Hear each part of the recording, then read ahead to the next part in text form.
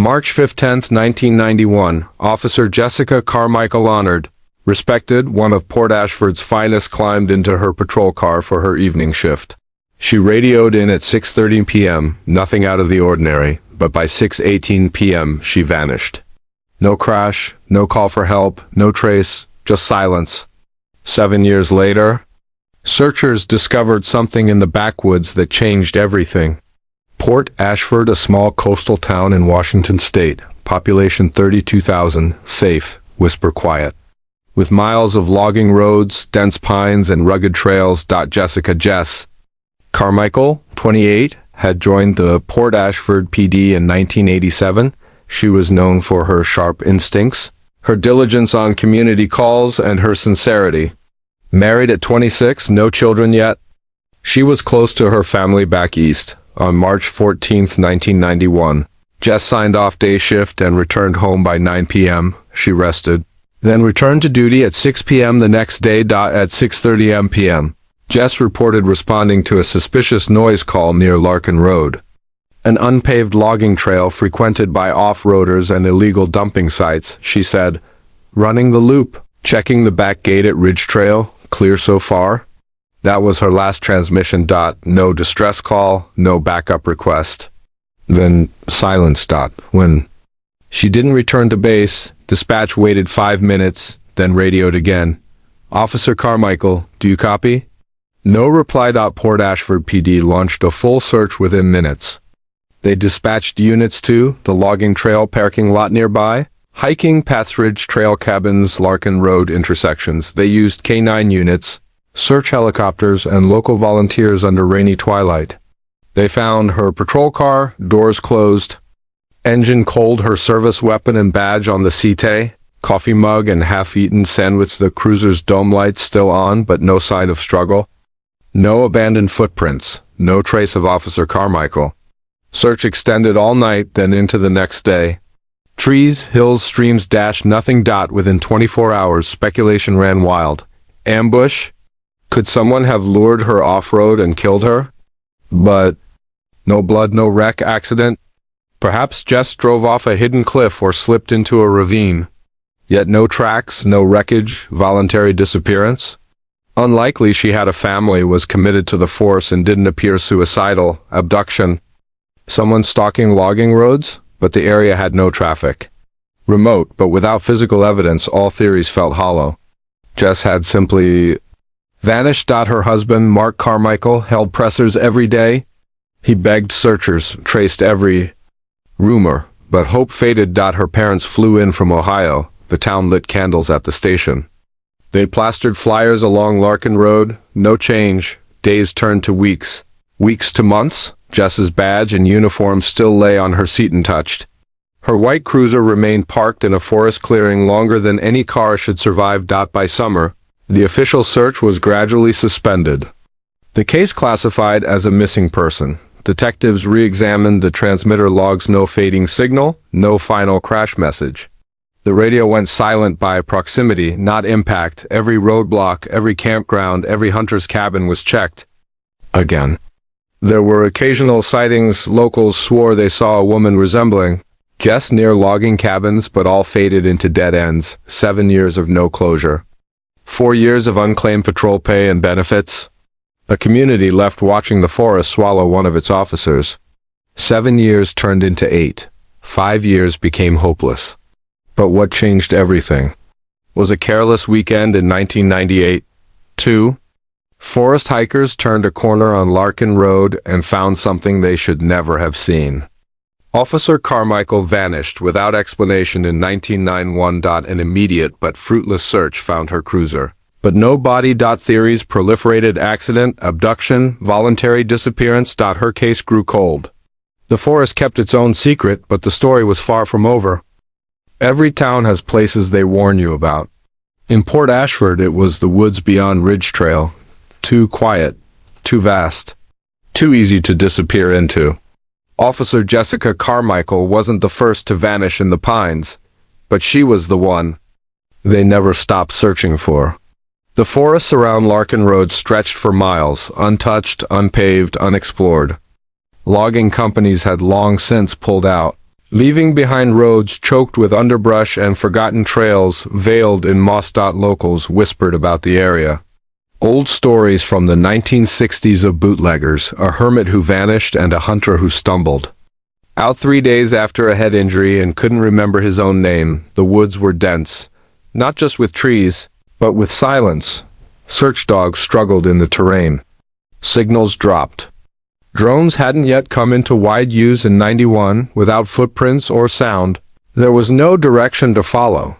6 weeks after Jessica's disappearance, the Port Ashford PD requested additional state resources. A wilderness search crew was brought in, former military, equipped with infrared gear and night scopes. They began mapping heat signatures, studying paths and dips in the terrain. One team focused near an old service road 2 miles south of the Ridge Trail clearing. There, they found a discarded receipt from a gas station 15 miles away, time-stamped 6:02 p.m. March 15th. Cigarette butts, not Jessica's brand, but fresh scattered. Boot prints, faded by rain. But again, no body, no uniform, no weapon. Just whispers of presence. Weeks later, a volunteer named Anna Hicks, a former communications officer herself, reviewed the original radio logs again. She noticed a brief audio anomaly, a static click that lasted 1.3 seconds. At exactly 6 hours, 16 minutes, and 42 seconds p.m., some believed this was the hand radio being dropped or deactivated manually. Others speculated it was jammed by external interference. One theory emerged. Jessica encountered something she wasn't expecting, and someone turned off her radio before she could call for help. But who could have done it? And why? By 1993, Officer Carmichael's case had quietly shifted from active search to cold case. Only one detective remained full-time on it. Detective Rachel Lynn, a tough, soft-spoken investigator, who had once trained with Jessica. Rachel began pulling old case files connected to the Ridge Trail area. Anything unusual in the 5 years before the disappearance, she uncovered. Missing persons report from 1989. A drifter last seen on Larkin Road. Cabin owner's complaint of noises and trespassers at night. An anonymous letter mailed to the station in late 1990 that read, "Someone is watching your officers. They won't stop with stares." This letter had been dismissed as a prank at the time, but now it felt like a warning. Mark Carmichael, Jessica's husband, had slowly grown withdrawn. After the first year, he sold their home. After the second, he left the state entirely, eventually settling in Idaho under a new name. His final interview with local press, dated 1994, was brief and haunting. "I don't think Jess is gone. I think she's being kept. Somewhere close. Somewhere we never thought to look." He refused to speak to the press again. In 1995, 4 years after the disappearance, a hunter named Dale Winslow went missing near the Larkin Woods. His friends reported him overdue by 3 days. When he returned, dazed and pale, he said, "I kept hearing someone calling. But when I followed the voice, it stopped. I thought it was a ranger, but it wasn't." He described seeing a woman dressed in navy blue through a wall of trees. When he called out to her, she turned and vanished behind a hill. Skeptics dismissed it as dehydration or hallucination. But for the remaining team on Jessica's case, it reignited the flame. They believed she could still be alive. In 1996, Detective Rachel Lynn obtained newly declassified aerial maps from a logging survey company. They showed multiple hidden structures off Ridge Trail, abandoned cabins, collapsed bunkers, and even a cement storm shelter 3 miles east of the last known location. None of these were on police search. Maps from 1991. She organized a private team and began methodically hiking to each structure. Over 5 weekends, they located 3 cabins and 2 storm shelters. In the final shelter, barely accessible and sunken in mud, they found a rusted metal bed frame, an old police patch, half-burned scratch marks on a door beam, too high for rodents sit. Wasn't conclusive, but it raised an urgent question. Was Jessica held somewhere nearby all this time? In early 1998, Port Ashford was hit with a brutal winter. Roads to Larkin were closed off for 2 months due to fallen trees and ice storms. Locals avoided the forest. Even state patrols stopped venturing past the paved roads. And during that silence, something began to stir. A local teen walking his dog in February claimed he saw smoke rising from the woods. But when asked again, he changed his story. A couple claimed their trail cam captured someone moving in the tree line near mile marker 48. But the footage was corrupted when they tried to show it. Each thread ended in dead ends. But the town was buzzing again. People began to wonder, what if Jessica Carmichael hadn't vanished forever? What if she had been closer than they ever dared to imagine? Jessica's trail ran cold quickly, but subtle anomalies kept surfacing. Old leads, mysterious voices, and hidden shelters began forming a chilling picture. Theory of captivity started taking hold among those who knew her best. Even after 7 years, there was still no proof of life, but no proof of death. Either. And that vacuum was where the real horror waited. The answers were buried deep in those woods. All it would take was two strangers taking the wrong turn. Every town has places they warn you about. In Port Ashford, it was the woods beyond Ridge Trail. Too quiet, too vast, too easy to disappear into. Officer Jessica Carmichael wasn't the first to vanish in the pines, but she was the one they never stopped searching for. The forests around Larkin Road stretched for miles, untouched, unpaved, unexplored. Logging companies had long since pulled out, leaving behind roads choked with underbrush and forgotten trails veiled in moss. Locals whispered about the area. Old stories from the 1960s of bootleggers, a hermit who vanished and a hunter who stumbled out 3 days after a head injury and couldn't remember his own name. The woods were dense, not just with trees, but with silence. Search dogs struggled in the terrain. Signals dropped. Drones hadn't yet come into wide use in '91. Without footprints or sound, there was no direction to follow. 6 weeks after Jessica's disappearance, the Port Ashford PD requested additional state resources. A wilderness search crew was brought in, former military, equipped with infrared gear and night scopes. They began mapping heat signatures, studying paths and dips in the terrain. One team focused near an old service road 2 miles south of the Ridge Trail clearing. There, they found a discarded receipt from a gas station 15 miles away. Time-stamped 6:02 p.m. March 15th. Cigarette butts, not Jessica's brand, but fresh scattered. Boot prints, faded by rainbud again. No body, no uniform, no weapon. Just whispers of presence. Weeks later, a volunteer named Anna Hicks, a former communications officer herself, reviewed the original radio logs again. She noticed a brief audio anomaly, a static click that lasted 1.3 seconds. At exactly 6 hours, 16 minutes, and 42 seconds p.m., some believe this was the hand radio being dropped or deactivated manually. Others speculated it was jammed by external interference. One theory emerged. Jessica encountered something she wasn't expecting, and someone turned off her radio before she could call for help. But who could have done it? And why? By 1993, Officer Carmichael's case had quietly shifted from active search to cold case. Only one detective remained full-time on it. Detective Rachel Lynn, a tough, soft-spoken investigator, who had once trained with Jessica. Rachel began pulling old case files connected to the Ridge Trail area. Anything unusual in the 5 years before the disappearance. She uncovered a missing persons report from 1989. A drifter last seen on Larkin Road. A cabin owner's complaint of noises and trespassers at night. An anonymous letter mailed to the station in late 1990 that read, "Someone is watching your officers. They won't stop with stares." This letter had been dismissed as a prank at the time, but now it felt like a warning. Mark Carmichael, Jessica's husband, had slowly grown withdrawn. After the first year, he sold their home. After the second, he left the state entirely, eventually settling in Idaho under a new name. His final interview with local press, dated 1994, was brief and haunting. "I don't think Jess is gone. I think she's being kept, somewhere close. Somewhere we never thought to look." He refused to speak to the press again.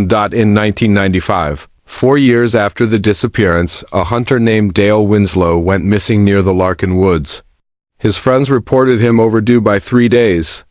When he returned dazed and pale, he said, "I kept hearing someone calling, but when I followed the voice, it stopped. I thought it was a ranger, but it wasn't." He described seeing a woman dressed in navy blue through a wall of trees. When he called out to her, she turned and vanished behind a hill. Skeptics dismissed it as dehydration or hallucination.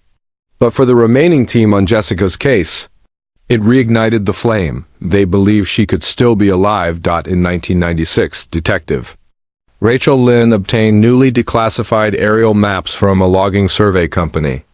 They showed multiple hidden structures off Ridge Trail, abandoned cabins, collapsed bunkers, and even a cement storm shelter 3 miles east of the last known location. None of these were on police search. Maps from 1991. She organized a private team and began methodically hiking to each structure. Over 5 weekends, they located 3 cabins and 2 storm shelters. In the final shelter, barely accessible and sunken in mud, they found a rusted metal Bedframian old police patch, half-burned scratch marks on a door beam, too high for rodent sit. Wasn't conclusive, but it raised an urgent question. Was Jessica held somewhere nearby all this time? In early 1998, Port Ashford was hit with a brutal winter. Roads to Larkin were closed off for 2 months due to fallen trees and ice storms. Locals avoided the forest. Even state patrols stopped venturing past the paved roads. And during that silence, something began to stir. A local teen walking his dog in February claimed he saw smoke rising from the woods. But when asked again, he changed his story. A couple claimed their trail cam captured someone moving in the tree line near mile marker 48. But the footage was corrupted when they tried to show it. Each thread ended in dead ends. But the town was buzzing again. People began to wonder, what if Jessica Carmichael hadn't vanished forever? What if she had been closer than they ever dared to imagine? Jessica's trail ran cold quickly, but subtle anomalies kept surfacing. Old leads, mysterious voices, and hidden shelters began forming a chilling picture. Theory of captivity started taking hold among those who knew her best. Even after 7 years, there was still no proof of life, but no proof of death either. And that vacuum was where the real horror 7 years. That's how long Jessica Carmichael's name lingered in unsolved files, a ghost among the living. And just when the town had stopped whispering, 2 strangers took a wrong turn into history. Not searchers, not officers, just hikers who were never supposed to be there. On June 4th, 1998, 2 amateur hikers, Aaron Delgado and Mitch Grayson, both 24 and from out of town, arrived in Port Ashford for a weekend getaway. They weren't wilderness experts, just urban guys chasing adventure. A local bartender recommended the Ridge Trail for light hiking and good views. But no one mentioned the closures or the legends. They parked near the old Larkin trailhead, a gravel road with a broken chain-link gate and a faded warning sign. Trail closed, nitrogen monoxide entry beyond this point. They ignored it. By 2 p.m. they'd vanished into the woods. According to later interviews, they followed the main path for an hour, joking about ghost stories, until Mitch's GPS began to glitch. The map app froze. The compass spun. Trying to get back on track, they veered off the trail, directly into the area where Jessica had last been heard from. That's when they saw something strange, a man-made structure, half buried in the earth. It looked like a concrete bunker or the remains of a fallout shelter. Ivy crawled up the edges. The air was colder. They thought they'd found an old hunting base or drug den, but inside was something else.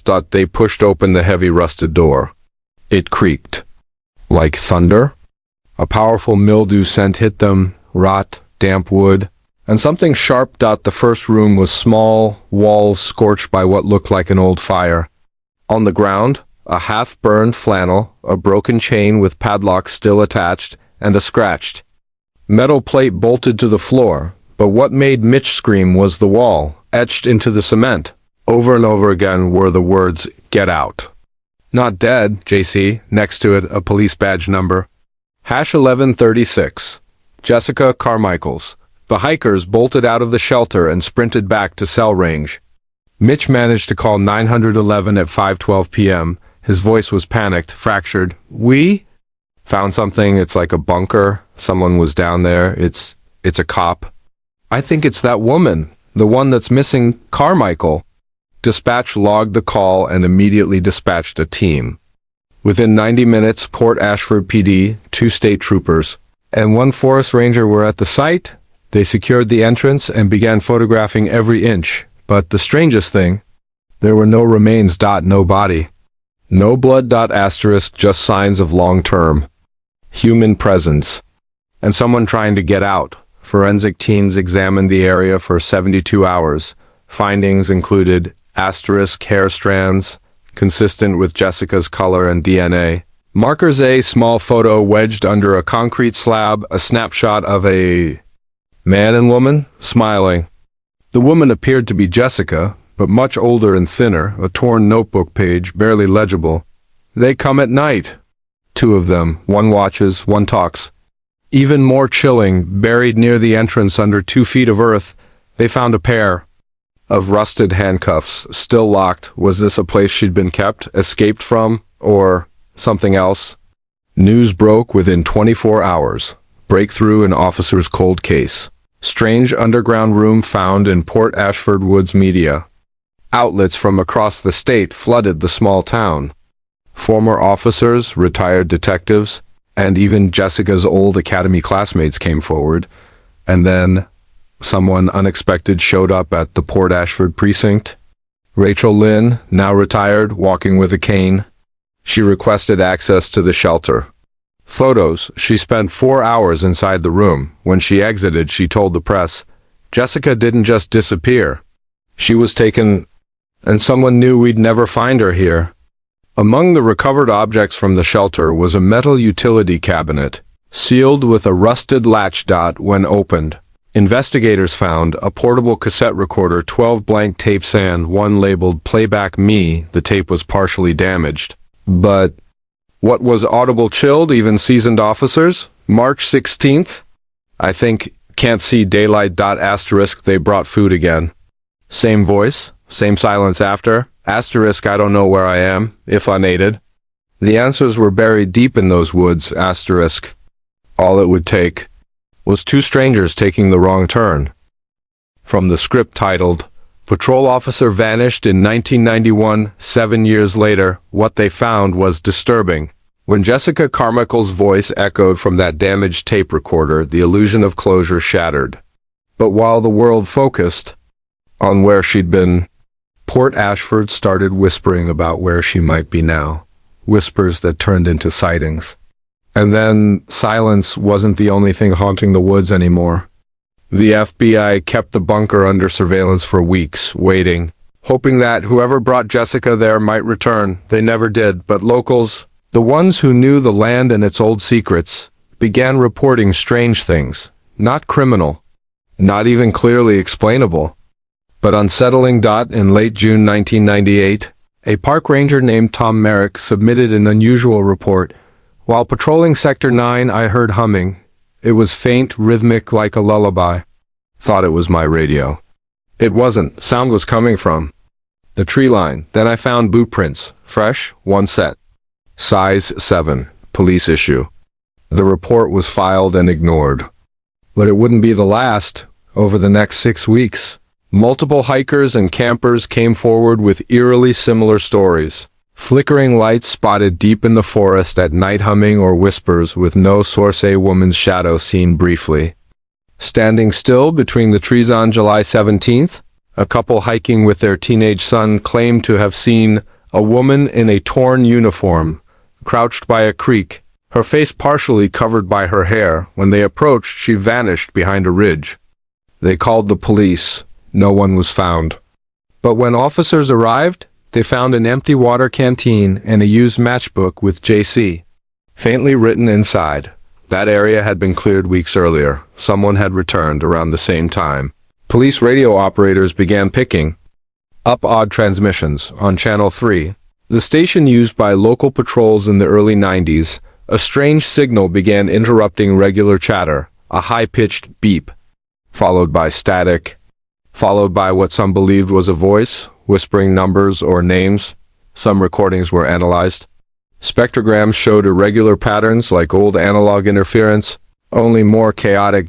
One tech specialist compared it to a low-frequency distress signal bouncing off something unnatural. Then, on July 24, 1998, at 3:17 a.m., this came through. Distorted female voice, Sector 4, repeat. Not safe. Red lights. That was Jessica's last recorded patrol zone. Rachel Lynn, now acting as a special advisor, believed. Jessica may have escaped the bunker but had suffered severe trauma, possibly memory loss or PTSD. She may not even know who she is anymore, Rachel told local reporters. But she's out there. I believe she's trying to come back. I'll warn us, some dismissed this as hopeful speculation. Others weren't so sure. By August, more physical evidence emerged, a set of bloody bandages found inside an abandoned ranger cabin, 6 miles from the bunker, several carved marks in tree trunks, all forming the same pattern. A circle with a slash through it, later confirmed to match Jessica's private field journal sketches from 1990 and most bizarre. An old walkie-talkie, still functioning, repeating a 10-second loop of static followed by faint breathing. Every clue pointed to a single chilling idea. Jessica hadn't vanished? She was hiding. Then came the first human sighting, one that couldn't be dismissed as rumor or hallucination. A retired trucker, Raymond Dukes, reported seeing a woman standing on the side of Old Creek Road just after midnight on August 9th. She was barefoot, dirty, looked lost, but calm, just stood there staring at my truck. He stopped and opened his door. She didn't move. She pointed down the road, then disappeared into the trees. At first, officers doubted him until dashcam footage was pulled from his semi. The footage showed no woman, but the truck's internal temperature dropped 9 degrees for 12 seconds during that exact window. And in one frame, when enhanced, a single palm print could be seen on the glass. They ran it. Partial match to Jessica Carmichael, just as momentum surged. The case took a devastating detour. On August 17th, a body was found in a dry creek bed 20 miles east of Port Ashford. Female, 30s to 40s, blonde hair, partial police uniform. The media erupted. Headlines blared. Missing officer found after 7 years, but the autopsy crushed that hope. DNA results, not Jessica. The woman was identified as Sandra Hill, a former EMT from another state who'd gone missing in 1996 under similar circumstances. This eerie parallel only deepened the mystery. Had Sandra stumbled into the same fate? Had the bunker held more than just Jessica? And if so, how many others? FBI analysts began connecting dots. 5 women between 1989 to 1996 had vanished within a 100-mile radius of Port Ashford. All were first responders, police, EMTs, or rangers. All had no known enemies, no mental health issues, no traceable last movements, and each case had gone cold within days. This couldn't be a coincidence. Someone or something had been watching, targeting. Jessica Carmichael may have been the first, or the one who survived long enough to be found. Then came the storm. A massive lightning strike on August 28 downed trees and knocked out power across half the county. A fire crew was dispatched to clear debris from Forest Roof 19, one of the roads leading toward the Old Ridge Trail. At 6:44 p.m., one crewman radioed in, "We've got something, structure in the clearing. It wasn't here before." When they approached, they found a crudely constructed stone marker, like a cairn, 3 feet high. On it, scratched with a dull blade, were the words, "I warned you. Stop looking." No prints, no camera caught it being built. Whoever made it didn't want Jessica found. Every discovery only led to more shadows. Every footprint faded before it could be followed. And now, the town didn't just fear what had taken Jessica. They feared that she was still out there. Changed. Hiding, watching, but most disturbing of all, maybe she wasn't running from the past, but from what followed her out of that place. Just when the case was collapsing under its own weight, when even the most devoted believed the forest had buried its secret forever. Something unexpected surfaced. Not bones, not a body, but a VHS tape. It began in October 1998, 7 months after the hikers discovered Officer Jessica Carmichael's badge and decomposed uniform in a ravine near Larkin Ridge. A former maintenance worker named Ron Eastman had been clearing out his late father's attic in the nearby town of Dry Hollow, 20 miles from Port Ashford, amid old tools and dusty boxes. Ron found something peculiar, a shoebox labeled Cabin 91. Inside were a rusted flashlight, 2 unopened film rolls, a set of keys, a Port Ashford Police Department parking pass, and a VHS tape.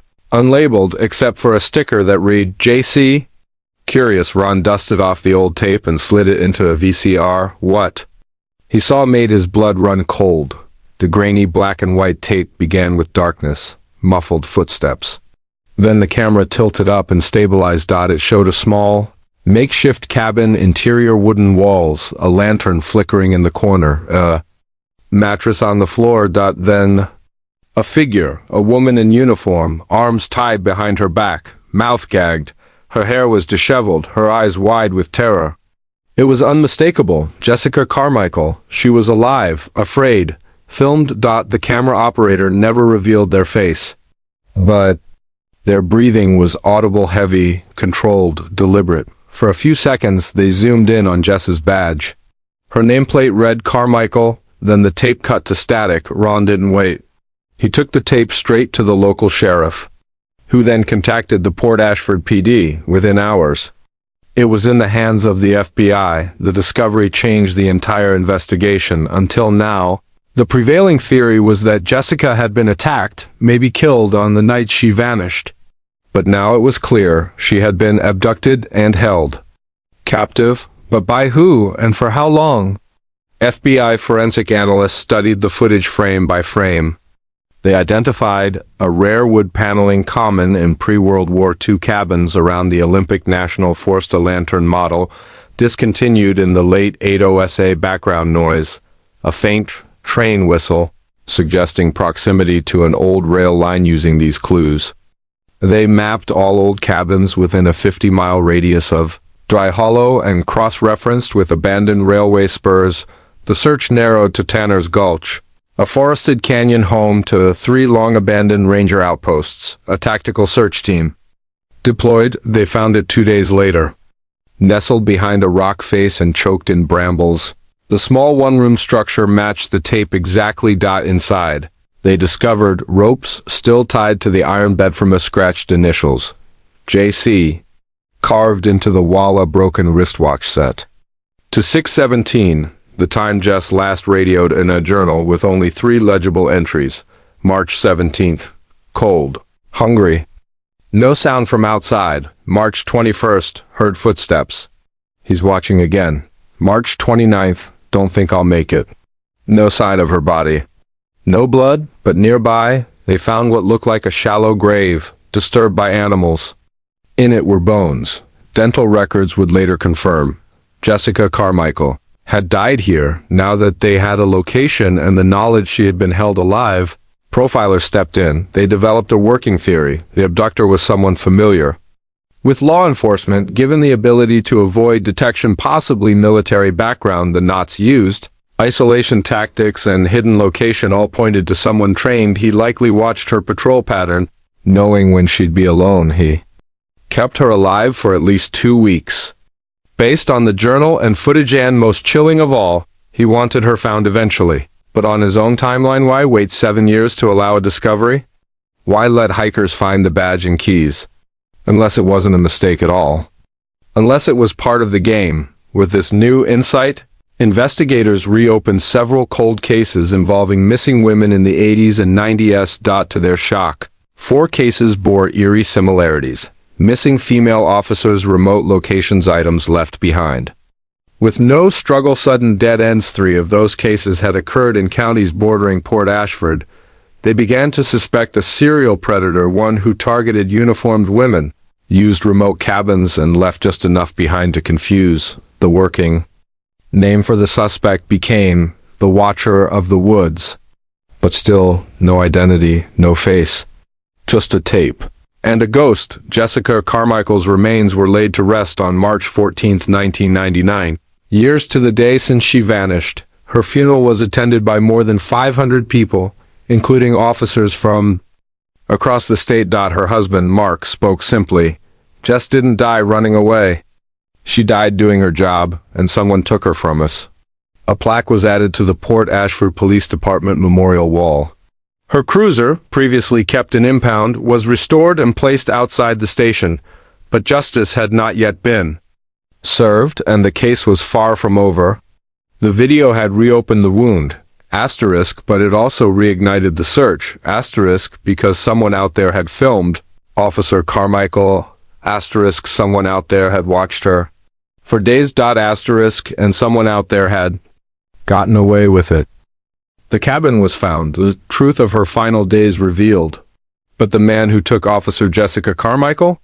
He was still out there, watching, waiting, and investigators were now racing against time, because they weren't sure he'd stopped after confirming that the bones found at Tanner's Gulch were Jessica's. The FBI intensified its efforts.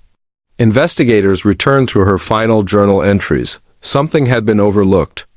Using advanced imaging technology, they enhanced the faded inclines previously considered illegible. A single phrase stood out. He calls himself Romer. That was it. No first name, no face. But now they had something, a name, or rather, a pseudonym. Romer.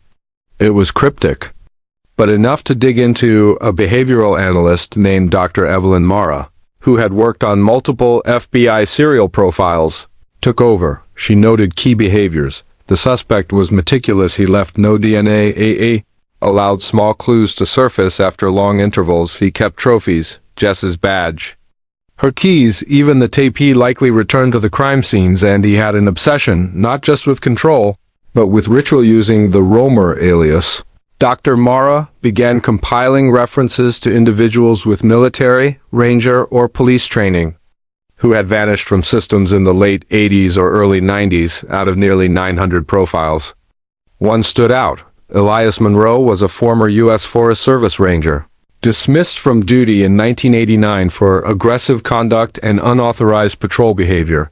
He was never charged with a crime, but internal reports cited a fascination with female officers, complaints of stalking from a female co-worker, an incident where he followed a search and rescue team without clearance, and an off-the-record note from a superior. Elias knows these woods better than anyone, but something in him isn't right. After his dismissal, Elias vanished off the grid. No employment records, no home address. Just gone. And then a miracle. A wildlife biologist in 2002, studying bobcat migration near the northern edge of Olympic National Forest, had placed trail cams deep in an unpatrolled sector. He wasn't expecting much, mostly deer, some elk. But one night, his camera captured a man wearing a heavy hood, camouflaged, moving swiftly through the brush alone. The timestamp? March 14th, the anniversary of Jessica's disappearance. When the FBI obtained the footage, they enhanced the image and ran a facial comparison. There was a 67% match with Elias Monroe. It wasn't proof, but it was the closest they'd ever gotten. With this lead, authorities launched Operation Echo Ridge, a full-scale search of a 30-square-mile section near Tanner's Gulch. More than 80 agents, helicopters with thermal scanners, and cadaver dogs were deployed. They found multiple makeshift camps, each recently abandoned. In one of them, they discovered an empty can of beans ashes from a fire less than 48 hours old, and chillingly, a freshly carved J in a pine trunk. But they were always one step behind whoever Romer was. He was moving through the woods with almost supernatural skill. He knew the land better than anyone. He was always watching, always gone before they arrived. Weeks later, a local hunter turned in a journal he found lodged between two rocks in a ravine, water damaged but partially readable. The entries were disturbing. Saw her again in the firelight. She looked just like before. The badge is clean now. Should put it back soon. They're crawling over my hills. Let them crawl, I'll be wind. March 14th, it's coming. She still calls. She still waits. The handwriting. did not match Jessica's. It was male, aggressive, delusional. The FBI now believed Romer had never left the woods. And he didn't want to be found, he wanted to be remembered. Then came something even more bizarre. A radio technician at the Port Ashford Police Department testing old frequencies picked up a weak, irregular transmission on Channel 6B, a frequency not used since the 90s. The message repeated every few hours. Static-laced, but clear. March 14th. Badge. Watching. March 14th. It was an old police scanner signal. The chilling part, Jessica Carmichael's last recorded call in 1991, had also come through on Channel 6B, her final words before disappearing. Repeat, I see movement in the ridge. Checking out, was someone replaying her last call? Was it a recording, a loop? Or was it live? Investigators scrambled to triangulate the source, but it was constantly shifting like the signal was being rebroadcast from mobile equipment. It was the ultimate taunt. He was telling them, I'm still here.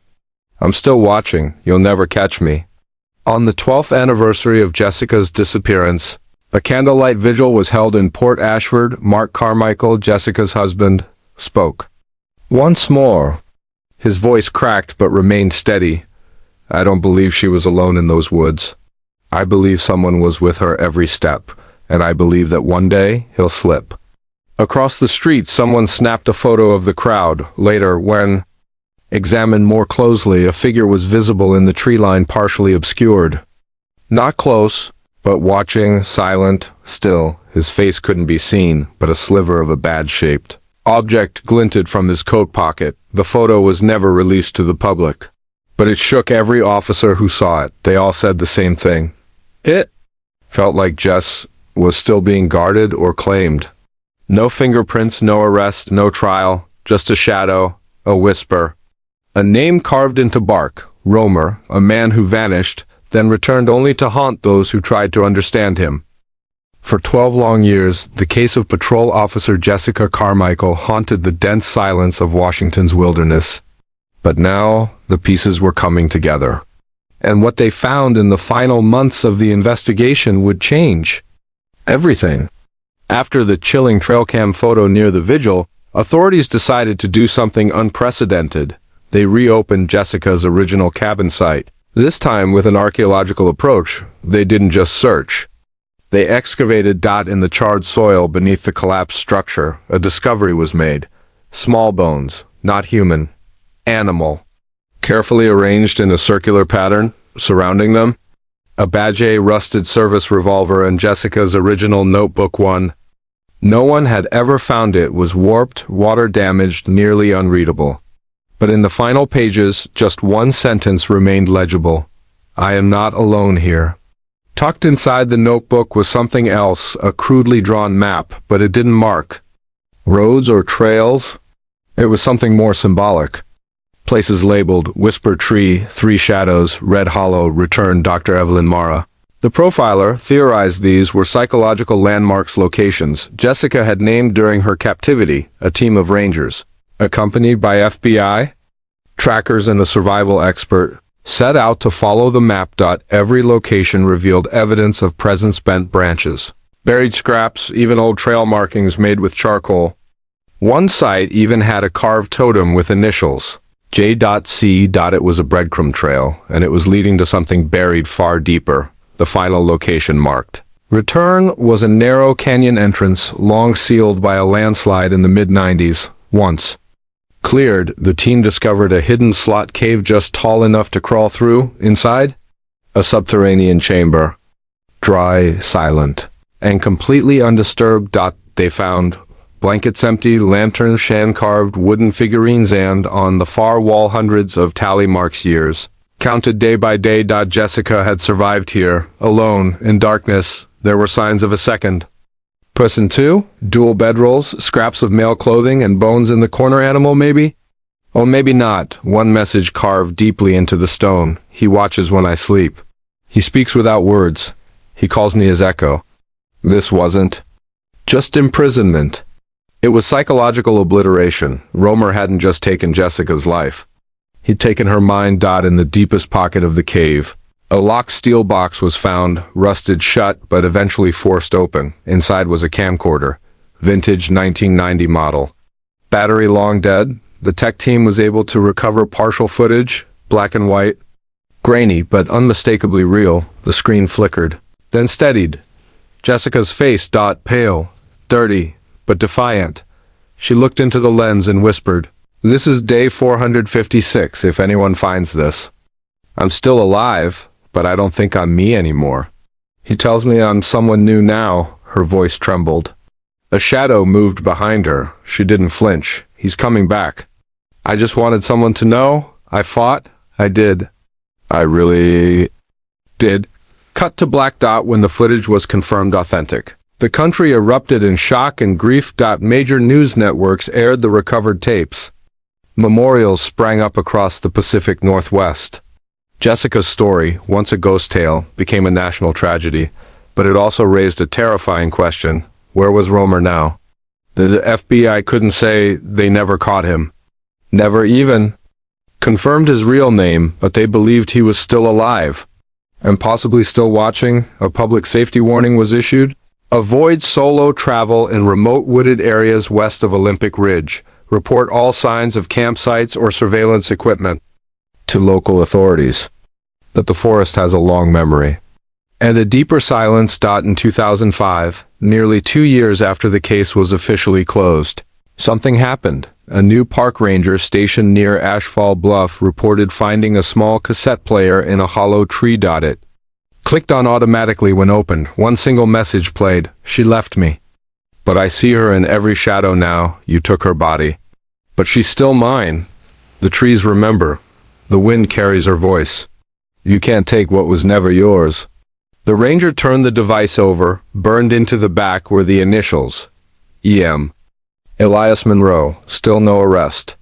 No body, no trace, just a whisper in the trees. Jessica Carmichael was posthumously awarded the Medal of Bravery by the state of Washington. Her husband Mark received it on her behalf. He said, "I don't want people to remember how she died.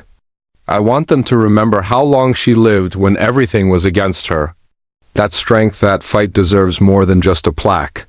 Her story inspired new training programs for rangers and officers working in isolated environments.